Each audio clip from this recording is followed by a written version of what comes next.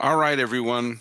By the way, follow me at Sully Baseball on Twitter if you do the Immaculate Grid. I Yeah. love doing the Immaculate Grid, and it's basically kind of like a Wordle thing where they give you hints like okay, they'll have one row that has like Diamondbacks Marlins Rookie of the Year, and the other one would say White Sox Mariners 100 RBI season, and you've got to sort of match them. Yeah, it's like And Sudoku almost. and the more obscure the player you put in there, like the better the score you have. And so, like, I had one which was like someone was on the Yankees and the Mets. And there's a bunch you can pick there. Darryl Strawberry, Doc Gooden come to mind. I picked Frank Tanana, former superstar of the Angels in the 70s, star of the Tigers in the 80s, got kicked around at the end of his career and had cups of coffee with both the Mets and Yankees toward the end of his career. And I said, there you go. And that got like a 0.01% because it was like, who the hell remembers that Frank Tanana played for the Yankees and the Mets? This guy did. This guy absolutely did. So Wow, check that out. impressive. Hey, we are more than halfway through the season. Most of the Oh, teams yeah. have played roughly 90 games, but psychologically, this is the midway point of the season. And there's, a little less than halfway of the season to go. And these next couple of weeks are going to be critical for teams because between now and the end of the month, they have to make a decision. Are we contenders? Are we not? What holes do we need to fill in? And is it worth trading part of our future away to try to win right now? As you and I have said a couple of times, you take a look at the gambles when you saw how second half surges sent the Nationals to the World Series title in 2019, the Atlanta Braves to a World Series title in 2021, Philadelphia Phillies to within 2 wins of a World Series title last year. So when you have teams that are kind of humbling and bumbling in the balance, you gotta wonder, geez, do we go for it? Yeah, that's Do, gonna be do, do, do, huge. and what it's done, first of all, and but we'll get to the topic in a second. What it's done is if you're a team like the Chicago White Sox, who are 8 games out, I know the Cleveland Guardians in first place with only a 500 record, but the White Sox just are not clicking right now, and they actually have trade chips, so they could probably get more for their trade chips than a normal year because so many teams want to buy into it. Let's take a look. Some of the teams that were super disappointing the first half of the year may be poised for a second half rebound. Who do you think is most likely to have a turnaround? Yeah, I saw the broadcast during the All-Star game mention the New York Mets a couple times as a team in the second half that could get hot. I don't really like the New York Mets. I don't really get good vibes. A team that I'm going with, actually, they're not even like, they weren't like a struggle in the first half. They just weren't like amazing, and they play in a division where they have 5 teams above 500. But I think they're going to separate in the second half from those bottom 2 teams, the Yankees and Boston Red Sox. I'm talking about the Toronto Blue Jays, who I think is just loaded with talent. You got the home run derby champ of Vlad Guerrero Jr., who could take off in the second half. Dalton Varsho, I know he's been struggling, but he's historically been a second half player for the D-backs. You're loaded in that rotation. Manoah just got recalled. If he can refine his form, because he looked good in that first start back since getting recalled, I like the Blue Jays a lot. When I look at that rotation, when I look at that lineup, I don't know what happened to Jordan Romano. I know he left the All-Star game, right, potentially today. But I just think that Blue Jays team has been good in the first half. I think they could be great in the second half, for all that talent finally coalescing and everyone kind of hitting their stride at the same time. That's I can see that definitely happening. And certainly pulling away. Um, it's funny. One of the things that causes teams to have a good second half is consistency in their pitching staff. Mhm. And in the last month or so, going into this All-Star break, even a little more than a month, the best 1-2 pitching tandem has been Blake Snell and Joe Musgrove. Ooh. Like, they've pitched beautifully for a Padres team that has been one of the great disappointments in all of baseball this year. And I can't help but wonder. And again, LA is playing very well, obviously. The Diamondbacks have had a fabulous first half, and the Giants have streaked. But if the Diamondbacks and the Giants come back to the mean, and again, if I had said to you at the beginning of the year, would you take an 85, 86 win team from Arizona? You Oh would yeah, have taken it in a heartbeat. sign me up. If they regress and San Diego starts to play the way that they can, the fact that you have two pitchers, that 40% of your starts you're going to get a good start. And and Melvin is a good enough manager to keep the ship going. I don't give up on San Diego just yet. I I don't hate don't give that. up. Yeah. And they're not exactly awful either. They're 4 games below 500. The Right. D-backs in their last 24 games were 11 and 13. It's definitely plausible that the Padres are there that can make a big second half run. And also, when you think about the Padres team and the makeup of that team, I mean, they're of course loaded with stars, but AJ Preller, that GM, if he feels like that team is in spitting distance and has a real shot of making the wild card, I don't think he's just going to sit on his hands at the trade deadline. So, you know what? I already acquired a bunch of stars the last couple of years. I've already signed a bunch of players. I think he probably will go out there, and maybe he's not trading for another Juan Soto level player at the deadline, but I wouldn't be surprised if he adds a nice little utility piece that could help out in the infield or outfield, or a nice, reliever or starting pitcher. I don't know exactly what the needs are of the San Diego Padres off the top of my head. I mean, they're pretty loaded everywhere. They could probably use a little bit more depth in that lineup, but I wouldn't be surprised at all if we saw aggressive AJ Preller at the deadline, because not like the Padres are dead in the water. They're 6.5 games back of the wild card. The teams ahead of them, I don't think you're super scared of. It's still teams like the Pittsburgh Pirates or the Chicago Cubs. I definitely think the Padres would leap a couple of those teams in the second half. It just depends how aggressive do they really want to get at the deadline, as we talk about with a lot of these teams. Yeah. The Mets obviously played very, very well down the last few weeks of the season before losing the last couple of games there. I said the Padres in the American League. There's some teams. The thing about the Blue Jays that makes me think that they may have a really big second half, and they're on the cusp of the playoffs right now. Mm-hmm. Is Alek Manoah pitched very well when he came back. Yeah. Cy Young contender last year, had a horrible first half. They sent him down to sort of get his head straight. He got rocked his first game in the Florida State League.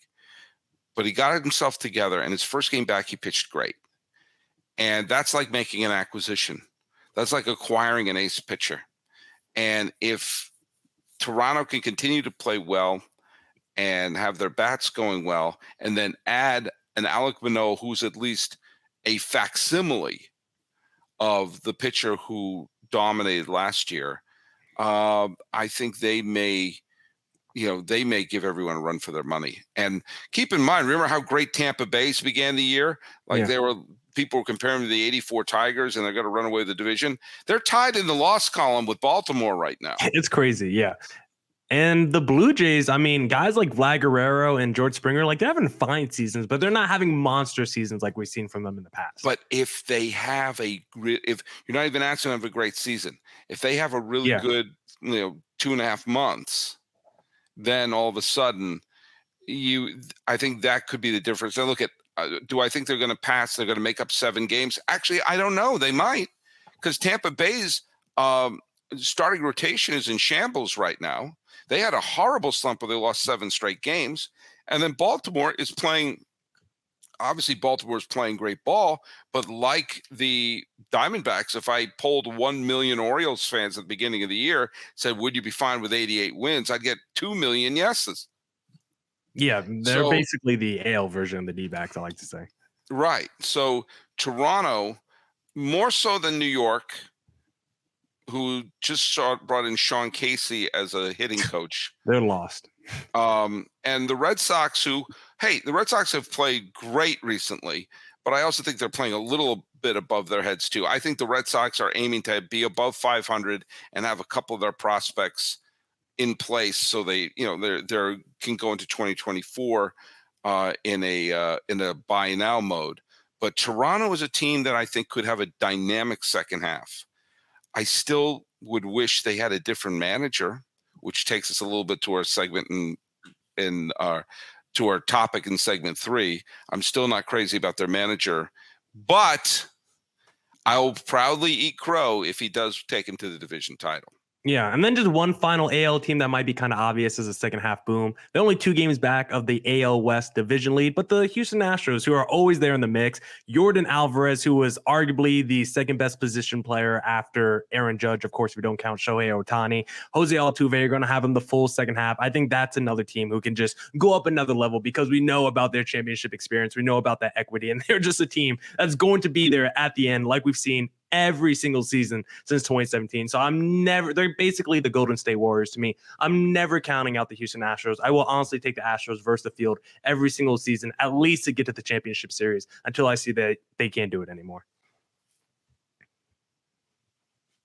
This episode is sponsored by BetterHelp. Now, look at, like everyone, we've all had some hard moments over the last bunch of years. It's been a rough few years. I've had some situations in my life that have been, that's been tough. I had the death of my father. I've had uncertainty with my job. Obviously, everything going on in the world, whether it was, economic, pandemic, emotional, all the stuff happens, and it can be overwhelming. And you know what? The path to deal with everything in life, it's not always clear, and it's seldom a straight line. And trying to find that path on your own, that's not always the right thing to do. And I'll be honest with you, therapy has helped me. It's helped me navigate the waters of life that are sometimes rough and choppy. And sometimes it helps me articulate my worries. Sometimes it helps me challenge my preconceptions. And sometimes it's been helpful just to get some of my concerns off my chest. I recommend therapy. And if you're thinking about therapy, why not give BetterHelp a try? Look, it's entirely online. It's designed for your convenience, and you can work it around your schedule. Here's all you got to do. It takes all the fear and stigma out of it. All you got to do is fill out a brief questionnaire to get matched with a licensed therapist. And you can switch therapists at any time for no additional charge if the fit's not perfect. Let therapy be your map with BetterHelp.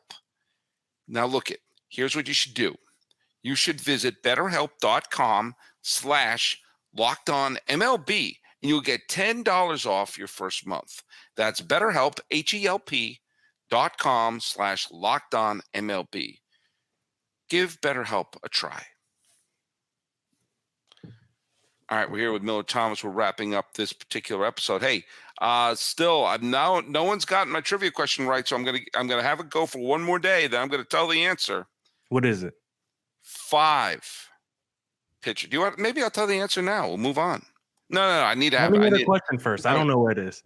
5 pitchers in the history of baseball have thrown a no-hitter in both the American League and the National League. Okay. 4 of them are in the Hall of Fame. 1 of them is not. And this is not a situation where it's like, Clemens, where he'd be in the Hall of Fame if it wasn't for the PED stuff. No, this is not someone who anyone's putting in the Hall of Fame.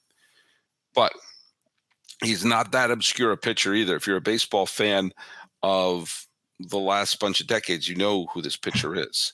Okay. And he's throwing as a member of the American League, as a member of the National League. You have 4 Hall of Famers did it. Cy Young did it. He's in the Hall of Fame. Jim Bunning did it. He's in the Hall of Fame. Nolan Ryan did it. He's in the Hall of Fame. Randy Johnson did it. He's in the Hall of Fame. This other pitcher did it. He's not in the Hall of Fame. Who is he? So, but I'll give you no more hints. I'm just going to look up baseball no-hitters and then just figure out who's not in the Hall of Fame. That's pretty well. I can't imagine no one's done that already. Yeah. By the way, who do you think's on the hot seat right now? I think there's one big one, but tell me who you think is. This was tough for me because I didn't have like a perfect candidate for this because I feel like it has to be a team that's underperforming expectations. But the issue is when I looked at those teams, a lot of them had like managers that's been there for like 2 years or less. Like the Padres, you got Bob Melvin, they're struggling, but he's been there for like less than 2 years. Buck Showalter of the Mets, he's been there for less than 2 years. The St. Louis Cardinals guy, he's been there less than 2 years. Like most of these teams, it's kind of hard to make a sound argument. I think the best one I have, and I think you brought this up on a previous podcast before, I'm looking at the LA Angels. I'm looking at their manager just because you're going into this season with Shohei Ohtani as an impending free agent. You want to put the best situation on the field, and to go into a season where you have the interim manager from the previous year just carry over into the new year. Usually when that happens, that means you just didn't have any options. You didn't like anybody out there, or you just don't know what you're doing, because we've seen it time and time again. There has been other cases where you get the interim manager for the half season, then he rolls over to the next season. And usually those guys don't last too long. And usually those guys don't end up being long-term managers. There's a reason why they just have that interim title for just a little bit. We just saw it with the Cavs in basketball this past season with JB Bickerstaff. I think the Angels should have went out there, and maybe, I don't know who the perfect candidate is, but they probably should have went out there and at least got someone that has that brand name behind them, like what the Padres and Mets did the last couple of years with Bob Melvins. We could even done what the Rangers did with Bruce Bochy. Like, there's so many managers that have been on there on the market last year, so much playoff experience, World Series titles, and maybe your situation is still the same in terms of that win-loss total on your record, but in terms of the culture in your locker room, in terms of just how you're viewed as a fan, as a franchise, having a big boy as your manager who's been there, who's been through the wars, instead of just this interim title guy who just kind of like feels temporary, but he doesn't really feel like your long-term solution. I just don't think if you're trying to market to the greatest thing we've ever seen hit Major League Baseball to stay here long-term, I don't think telling him as he's entering free agency, yeah, we're not really sure what we're doing as manager. We just kind of have a guy that's holding it down, babysitting the position, but we don't really know how we feel about him. I don't know how Phil Nevin still has his job. I mean, this is. I don't know anyone there still has their job, quite frankly. Yeah. I mean, you brought up Bruce Bochy. You know, everyone knows does a drink when I say Bruce Bochy's lieutenants. Roberto Kelly's right there. You know, Hansley Mullins is right there with the pedigree of Bruce Bochy behind him. I would say Joe Madden, but Joe Madden's been there, done that in with the Angels. Isn't that kind of crazy though? The best manager available is the one that they fired, probably. I think Joe Madden should be the manager of the Blue Jays. Absolutely should be the manager of the Blue Jays. I don't understand why he isn't right now. I mean, no offense, John Schneider, but I mean, yeah, if they do well with John Schneider, then fine. Congratulations. I don't understand how John Schneider made it to this year. But since I called for his firing at the end of May, the Blue Jays have been on a roll. So I got to give credit where credit is due. I can't help but wonder if Buck Showalter is going to get fired. He won Manager of the Year last year. And I don't think that the Mets disappointing this year is necessarily his fault. He's made some weird managerial decisions, to be fair, but I don't think it's his fault. But I also sometimes there's the great line from Clint Eastwood's film Unforgiven. He said, "Deservin's got nothing to do with it," and they have an angry fan base, huge off season of superstars. And someone needs to be thrown to the lions. I don't think it's right, but I think Showalter will probably be fired. The Yankees fired their hitting coach because that was the problem. And they brought in Sean Casey to essentially be a cheerleader because, as Stacy and Steve said on Locked On Yankees, they said they're not going to change their approach to hitting. They're just going to fire the hitting coach. Okay, that's fine. We're going to fire the chef, but we're going to keep all the recipes the same.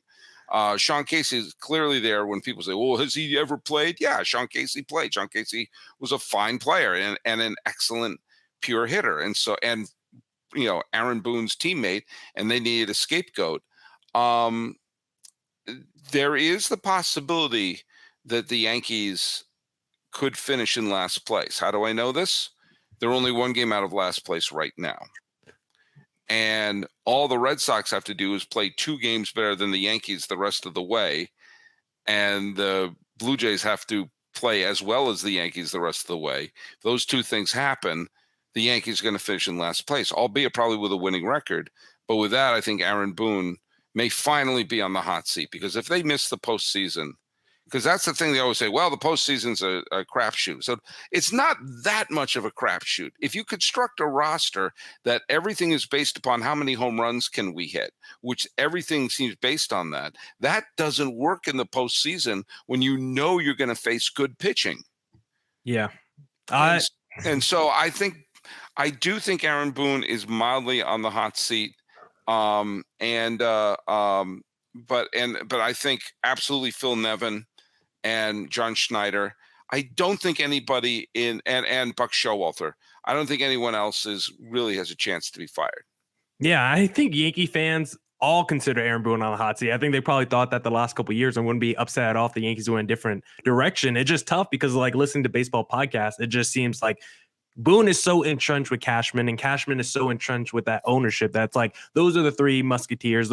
That grouping is never going to split up. And if you look at Boone's like resume with the Yankees, like it's harder to make an argument as to why he should be fired than not, because he's like 95 plus wins every year as a regular season team. And they've been to 2 championship series in like the last 6 years under Boone. So even though they haven't been able to get to the mountaintop, we have this highest level of expectations for the Yankees franchise. But if it was any other franchise with Aaron Boone doing what he's doing with the New York Yankees, it would be singing the praises of 95 plus wins and championship series. But it's not.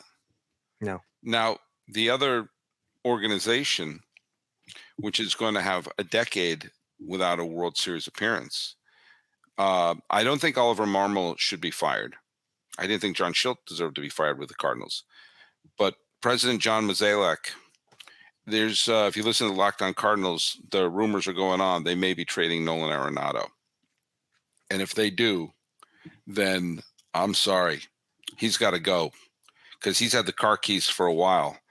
And they have not appeared in a World Series in a decade. And if they've traded away Cy Young winners, Cy Young contenders, MVP candidates to bring in the superstars to put them over the top, and then are going to be selling the superstars at pennies on the dollar, I'm sorry, you got to take the car keys away from them. I mean, the Cardinals are probably the most disappointing team this year just because of the division they're playing in and how bad they're looking. I mean, because they're still loaded with talent. Paul Goldschmidt still have a fantastic season. Nolan Arenado has picked it up. This is like the first month. They're loaded with young talent. Adam Wainwright should have retired 8 years ago, but like that's still a solid team on paper. I don't understand how they're in last place in that division. The one other manager that I gave consideration to, because I do think he's a good manager, I do think what he's done with his team the last few years has been quality as well, but he's been with his franchise for like 6-7 years now. He does only have one playoff appearance, but he was able to break the longest playoff drought in Major League Baseball history. Scott Servais with another year with the Mariners, looking like they might miss the postseason. They made it last year, but then it's really like 7 years, one playoff appearance for Scott Servais. I don't know how much that's his fault, because the Mariners franchise has been such, in disarray for so many years. I think they actually have a good core and are actually building the right way and have, moving toward the right direction. But I don't know if they want to change it up and start building a new culture with a new leader as the forefront. I think he'll be there beginning of next year, but with they have to get out to a great start. Well, you always get off to a great start. I always get off to a great start. And Miller Thomas, tell people where they can follow your show. Yeah, you can follow me on all streaming platforms. You can listen to the show. Follow me on Twitter at CareerThomas24 for my personal account. Look up Locked On Diamondbacks about Twitter, Instagram for the podcast handle, and please hit subscribe on the Locked On Diamondbacks YouTube channel. You follow us at Locked On MLB Pods on Twitter and Instagram. I'm your pal Sully, Sully Baseball on Twitter, Sully Baseball Podcast on Instagram. Getting ready to get off to a great second half after a fabulous All-Star game. But let's mix up the uniforms a little bit. This has been Locked On MLB. Locked On Diamondbacks crossover for July 12th, 2023. He's Miller Thomas. I'm your pal Sully. Let's fist pump again.